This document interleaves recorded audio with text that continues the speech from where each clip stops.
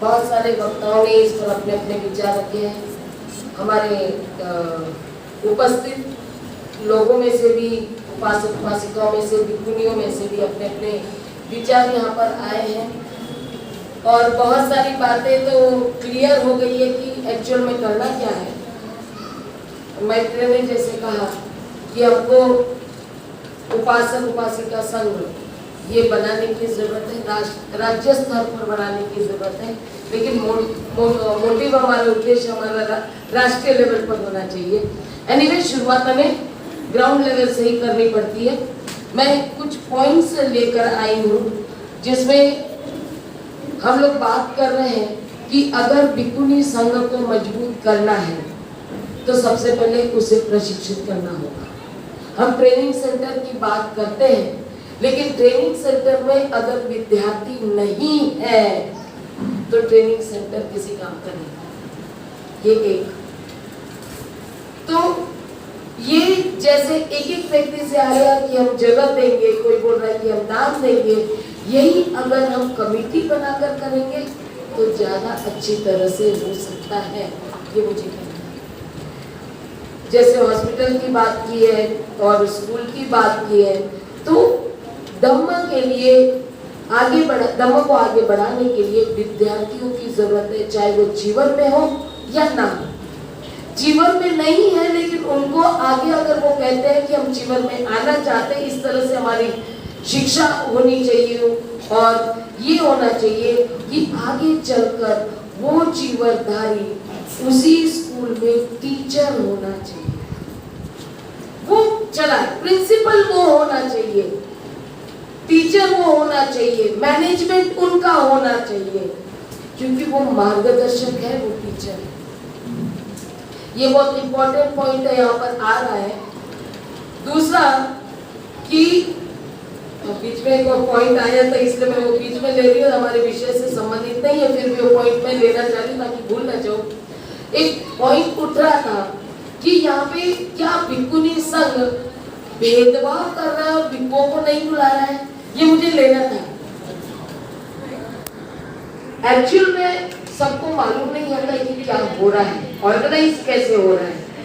यहाँ पे मैं धन्यवाद देना चाहूंगी नागपुर के टीम को, जिन लोगों ने एकत्रित आकर हमको सहयोग किया और इस पूरे उपासक उपासिका टीम और हमारे भिक्षुणी की टीम ने मिलकर जिस तरह से इसका ऑर्गेनाइज किया इस कार्यक्रम को, तो इसमें ये बात भी आई है कि हमको भिक्षुओं को बुलाना है। और सबसे बड़ा प्रूफ मेरे पास में है कि हमने भिक्षु को बुलाने के लिए, दीक्षा भूमि के भिक्षु को बुलाने के लिए उनको इनविटेशन लेटर दिया है, लेकिन वो यहाँ आए नहीं। इसलिए ये अपने दिमाग से निकाल दो कि भिक्षुनियां भिक्षुओं के साथ भेदभाव करती है, द्वेष उनके मन में है, इसलिए वो हमको बुलाते हैं और पीछे बिठाते हैं, क्योंकि बोलने का मौका नहीं देते। लेकिन हमने यहाँ भिक्षु को और सामने को पहले दिन बोलने का मौका दिया, इसके साक्षीदार आप सब। आमंत्रित किया था बोलने के लिए। इनॉग्रेशन सेशन में 2 भिक्षु यहाँ पर थे। एक भिक्षु भोपाल से बुलाए गए थे जो नहीं आए, एक भिक्षु जो जिनको मैंने फोन करके बुलाए वो बोले हमारा दूसरा कार्यक्रम है, एक भिक्षु का फोन नहीं लगा, यानी और हम सभी संघों को नहीं बुलाना चाहते थे। हम जो भिक्षु कार्य भिक्षुणी के साथ कार्य करना चाहते उसी को हम बुलाना चाहते थे, फिर भी उनमें से भी भिक्षु नहीं आए। तो ये दोषारोपण भिक्षुणी संघ पर गलत है, ऑर्गेनाइजेशन पर करना गलत है कि हमने उनको बुलाया नहीं है। उल्टा ये बात हुई है कि यहाँ पर दीक्षा भूमि पर भिक्षुणियों को टॉर्चर किया गया कि आपका कार्यक्रम कैसे होता है हम देखते हैं, आपको हॉल नहीं मिलने वाला है, हम आपको करने नहीं देंगे। इस तरह के भिक्षुणियों को धमकियां दे देकर टॉर्चर किया गया। और ये इसी प्रोग्राम में नहीं हुआ, तो हमारे बहुत सारे प्रोग्राम में ऐसे हुआ कि यहाँ तक कि नांदेड़ में एक भिक्षु ने पूरे उपासक उपासिका संघ को कहा कि भिक्षुनियां चारिका के लिए, भोजन की चारिका के लिए आई तो उन्हें भोजन नहीं देना है। यहाँ तक कि कारस्थान होते हैं। क्या सच में ये भिक्षु कहलाने लायक है? मैं ये ओपनली बोल रही हूँ, मेरा विरोध होता है, लेकिन हम इंसानियत चाहते हैं, उनसे सहायता चाहते हैं।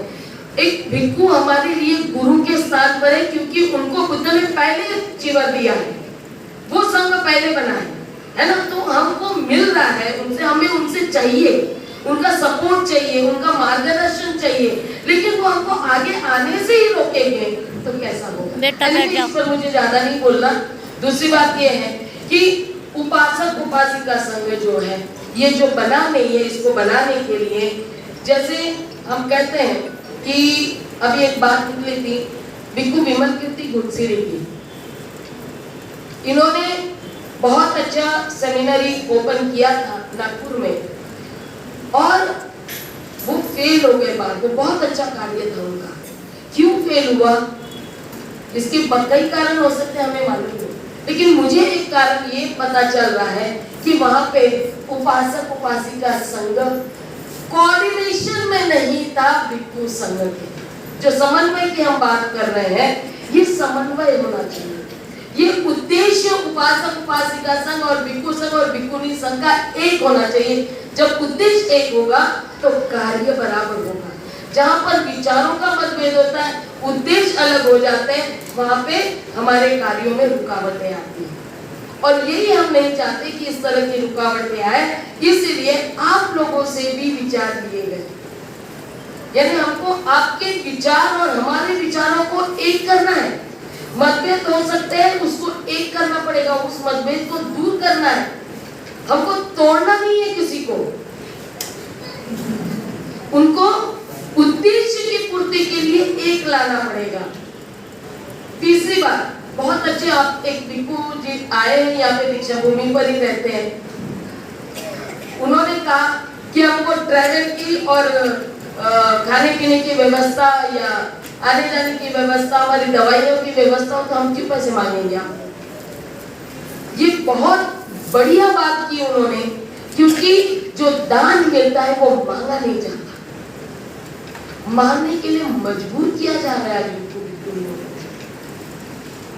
आज एक बात ये भी उठ रही है कि सरकार से मांगना चाहिए, लेकिन पता है ऐसे समय में ना, जब भी सरकार की बात आती है, मुझे कांशीराम जी के शब्द याद आ जाते हैं, जहाँ पे कांशीराम जी ने कहा था, सहारे के साथ इशारा होता है, इस बात को समझो। वो अगर आपको सहारा देंगे, क्योंकि यहाँ का जो सरकार है, जो राजा है, हम सरकार को राजा कहते हैं, ये क्या बुद्धिज्म बढ़ाना चाहता है? अगर नहीं बढ़ाना चाहता है तो मैं समझ रही हूँ कि हमारे भिक्षुनियों को बहुत से सरकार की तरफ से थोड़ी थोड़ी मदद देने की शुरुआत हो चुकी है, लेकिन उसके साथ में वो उनको अपने कार्यक्रम में बुलाकर उनके साथ में क्या करवाना चाहेंगे, इसकी गारंटी नहीं है। बिल्कुल। तो ये हमको समझना है कि आप अगर उनके दबेल हो जाएंगे, शब्द इस्तेमाल किया जाए, दबेल जालुतानी, और इसकी बात यही आती है कि आज जितनी भी सामनेरिया है या भिक्षुनियां पुरानी रही है, इन्होंने भिक्षुओं से जीवन लिया है, तो उनके आदेश के खिलाफ नहीं जाते हैं, क्योंकि वो जा पाते हैं, जबकि वो उनके साथ बहुत बार गलत आदेश भी देते हैं, गलत भी करना चाहते हैं, तो भी वो उनके अगेंस्ट में नहीं जा पाते, और जो जाता है उसका विरोध करते हैं या उसकी बदनामी करते हैं। तो हमको देखना पड़ेगा कि हमको कौन मदद कर रहा है, किसकी मदद लेने की जरूरत है, क्या हमें ये मदद लेना चाहिए भी या नहीं, इसके बदले में हमें क्या देना पड़ेगा, इसको बहुत समझना पड़ेगा। कहीं पर भी दान मिल रहा है करके चले जाना है, ऐसा नहीं है। दान बहुत जगह से मिल सकता है, कोई नहीं देगा ना, तो आपको कम से कम थोड़ा सा, इसीलिए ये कहते हैं उपासक उपासिका संघ, हमें सुशील जी ने बताया, जैसे आपके आजू बाजू के विहारों में जाइए, पूछिए, सब पूर्णिमा के दिन या वर्षमास के समय में, बाकी समय में भी जाइए और पूछिए, कुछ जरूरत तो नहीं है? बनते जी भिक्षु या भिक्षुनी हो, कुछ जरूरत तो नहीं है? आपकी तबीयत तो ठीक है, अगर ये जाकर पूछेंगे, ये आपके संघ का कर्तव्य होगा, आपको ये सब करना पड़ेगा। दूसरी बात ये उठकर आ रही है कि कमिटी के लोग भिखुनियों को रख नहीं रही है, कुटियों में जा रहे हैं, लेकिन और 3 महीने के बाद में उनको छोड़ना पड़ रहा है। तो ये उपासक उपासिकाओं का कर्तव्य होता है कि यस 3 महीने ही रहना है, बहुत सत्य है, लेकिन जब भी वो वहां से जाए निकलने की बारी आई तो उपासक उपासिका संघ उनको दूसरे विहार में रहने की व्यवस्था करे। ये नहीं कि बस छोड़ दे, कब जा रहे ना पूछे, बंदे जी आप यहाँ से जाओगे तो कहाँ जाओगे, कहीं व्यवस्था हुई है आपकी या हमें करना है, कहाँ जाओगे रात में, कहाँ रहोगे रात में, ये व्यवस्था देखनी पड़ेगी। और ये कर्तव्य है उपासक उपासिका संघ का। ठीक है, ये एक बात आ रही है। एक और इम्पोर्टेंट बात छूट रही है मेरी यहाँ पर, वो ये है, पता नहीं यहाँ पे भिखुनियों को भी थोड़ा सा बुरा लग सकता है, उपासक उपासिकाओं को भी बुरा लग सकता है। मेरा सब कहने का ये मतलब है इसमें कि हम अगर अपेक्षा करते हैं कि भिखुनियों ने हमको अच्छी तरह से प्रशिक्षित मतलब धम्म समझाना है, तो भिखुनियों का प्रशिक्षित होना जरूरी है। ओके, भिक्षु है, भिखुनी है तो वो आपको अच्छे से समझा देगी, लेकिन आप भिखुनियों में और सामनेरियों में फर्क नहीं कर पाते क्योंकि सबके जीवन एक जैसे होते हैं। और ऐसे समय में सामनेरी होती है, उसको भी अकेले आप ले जाते हैं और आपको उनको अपने बिहार में रखते हैं, वो क्या बता रही है क्या नहीं बता रही है, इस पर भिखुनी का चेक नहीं होता, उनके गुरु का चेक नहीं होता। अगर वो गलत प्रचार कर रही है, उपासक उपासिकाओं में गलत मैसेज जाता है, तो ये हमेशा ध्यान रखना है आपको कि जो भी भिखुनी या सामनेरी आपके बिहार में आए, उनकी जानकारी हर एक बिहार में होना चाहिए। हर एक बिहार में आपके बिहार में कौन आ रहा है, कैसे आ रहा है, कहां से आ रहा है, उनके बारे में पूरी जानकारी होनी चाहिए। वो सामनेरी है या भिखुनी है, भिखुनी है तो आप उनका स्वागत करें, सामनेरी है तो उनको कहिए कि आप अपने भिखुनी के साथ आइए, अपने गुरु के साथ आइए और उनके साथ आकर हमारे पास में रहिए, हम आपकी सब व्यवस्था कर देते हैं। और जब वो वहां से जाते तो उनकी व्यवस्था कर दीजिए कि वो कहाँ जा रहे हैं, कैसे जा रहे हैं और किस विहार में जा रहे हैं। इस बात को अगर आप लोग करेंगे, एक बात बहुत ऐसा होता है, हम लोगों ने कुछ सिस्टम भिखुनी संघ में तैयार किया है हमारे मीटिंगों में कि बहुत सारी भिखुनियों के साथ में गलत बातें होती रहती है, उनके साथ होती है और उनके द्वारा होती है। तो जब भी मैंने जैसे कहा था कि पार्टी मुख्य है जिसमें हम लोग अपनी गलतियों को सुधारने का प्रयास करते हैं, लेकिन यहाँ पर भी ये बात है कि अगर वो बहुत ही क्या कहते हैं संघाती देश होता है जिसमें ऐसा अपराध होता है कि संघ से निकाल दिया जाता है, या इस तरह का अपराध होता है कि उनको जीवन भी निकाल दिया जाता है, तो ऐसे लोगों को उपासक उपासिका संघ इतने अलर्ट होने चाहिए कि कहीं इनका जीवन उतारा गया है या इनको संघ से निकाला गया है, ये जानकारी आपको रखना जरूरी। और ऐसे लोगों को आप साथ दे रहे हैं, आप साथ देना इंसानियत के नाते तो साथ देना है, उनकी व्यवस्था करनी है, लेकिन फिर से वो चीवर में आए और फिर से वो गलत कार्य कर रहे हैं तो आपको उन्हें रोकना होगा ना। ये उपासक उपासिकाओं ने ध्यान रखना है क्योंकि एक जगह से निकाला जाता है। पिछली बार एक भिखुनी का संघाती देश हुआ था, हमारे बड़े भिखुनी ने किया था नागार्जुन कॉलोनी में, वो भिखुनी चीवर उसका उतार दिया गया था, पहले संघाती देश किया उसके बाद में चीवर उतारा गया, वो दूसरी जगह गई अपने आप चीवर पहन लिया, फिर एक जगह गई वहां से उनको निकाला गया तो तीसरी जगह गई वहां पे चीवर निकाल तो वो ऐसे ही घूमते रहे और लोग उनको साथ देते चले गए। तो ये नहीं होना चाहिए, ये सही मैसेज नहीं जाता है। तो हमको ये ध्यान रखना पड़ेगा कि जो भी हमारे पास में आ रहे हैं और सामने भी अगर आ रही है तो ये आपका कर्तव्य है कि आप ढूंढे भिखुनी संघ कहाँ पर है या भिखुनिया जहाँ पर है, चाहे वो नागपुर में हो, चाहे वो औरंगाबाद में हो, चाहे वो सहारनपुर में हो, क्योंकि सुशील जी ने एक प्रशिक्षण केंद्र ओपन किया और मैं उनसे इस मंच से रिक्वेस्ट करना चाहूंगी कि उस प्रशिक्षण केंद्र को प्रशिक्षण केंद्र भिक्खुनियों के लिए बनाए। बहुत बार कह चुकी हूँ मैं, भिक्खुनियों के लिए बनाए और उसी को संघानाम भी घोषित करे, ताकि यूपी के जो भिक्खुनिया जिनको रहने के लिए जगह नहीं हो, वह सब एकत्रित होकर वहां पे संघ का निर्माण करें। ये ठीक है। तो हाँ, तो मैं ये कहना चाहूंगी कि वो उन लोग को प्रयासरत है, ये मैं भी जानती हूँ। लेकिन अगर सहारनपुर में होता है तो यूपी का एक बहुत बड़ा सेंटर वहाँ पे तैयार हो सकता है। उन्होंने बहुत बार हमको बुलाया, उसकी ड्यूटी हमारे द्वारा रखी गई थी, तो ये बहुत अच्छा होगा। हर राज्य में एक सेंटर होना चाहिए, एक या दो सेंटर होना चाहिए, डिपेंडिंग ऑन दी एरिया, है ना, उसके हिसाब से होने चाहिए। प्रशिक्षण वही होने चाहिए और वहीं से सूत्र हिलने चाहिए।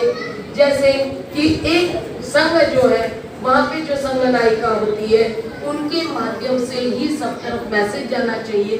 और संघ नायिका अकेली नहीं रहेगी तो पूरा संघ की भिक्खुनी संघ की कमेटी होगी, जो सीनियर भिक्खुनिया होगी, उनके साथ में बैठकर पूरे डिसीजन लेकर एक मैसेज जाना चाहिए। और सारी भिक्खुनियों का ये कर्तव्य होगा कि उस कमेटी का आदेश का पालन करें। तो इस तरह का प्रयास हमको करना होगा। और मुझे लग रहा है कि अभी इतने ही बात मेरे पास में आई है, तो और बहुत बातें हो सकती है। मैं चाहूंगी कि यहाँ उपस्थित जो भी लोगों को नागपुर में एटलीस्ट बाहर के भी है जो आज जा नहीं रहे हैं, अगर वो बैठकर हम लोग एक प्लान करें कार्यक्रम के बाद में, तो एक अच्छा होगा। एक इनफॉर्मल उपासक और उपासिका संघ का हम निर्माण कर सकते हैं। जैसे हमने एक्शन प्लान कमेटी इस कार्यक्रम के लिए किया था, वैसे ही हमको आगे के प्लान के लिए हमको एक छोटा सा संघ बनाना पड़ेगा। भिक्खुनियों में से भी रुक सकते हैं, उपासक उपासिकाओं में से भी रुक सकते हैं, और हम लोग ये काम करेंगे। तो एक लास्ट बात मैं बोलना चाहूंगी, वो ये कि इस हमारे भिक्खुनियों का इतिहास लिखा नहीं गया था।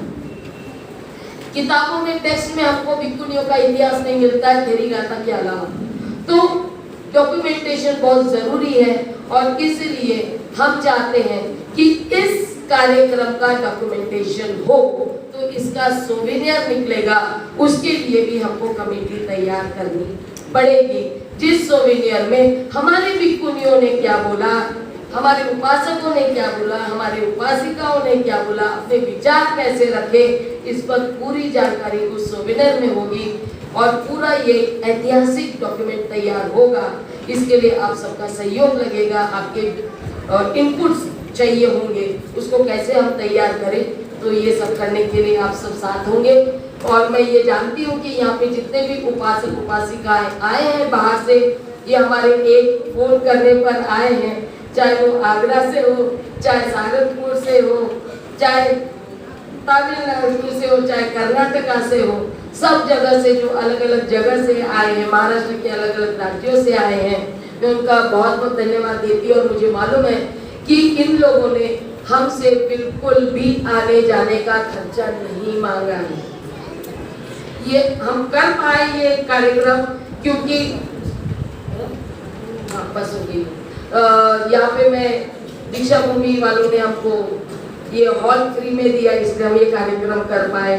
बाकी लोग यहाँ पे अपने अपने खर्चे से आए, इसलिए हम ये कार्यक्रम कर पाए, नहीं तो शायद ही हम ये कार्यक्रम कर पाते, क्योंकि हमारे पास में भिक्खुनी के पास में इतना फंड नहीं होता है। और यहाँ की कमेटी वालों ने जितना भी सहयोग हमको किया है, कंट्रीब्यूशन करके भोजन की व्यवस्था की है, इस वजह से ये सब हो पाया है। तो मैं सबका धन्यवाद करती हूँ। यहाँ पे सब देने वाले आए हैं और धम्मल लेने वाले आए हैं, यही मैं समझ रही हूँ। इतना बोलकर मैं सबको धन्यवाद देते हुए रुकती हूँ। जय विद्या।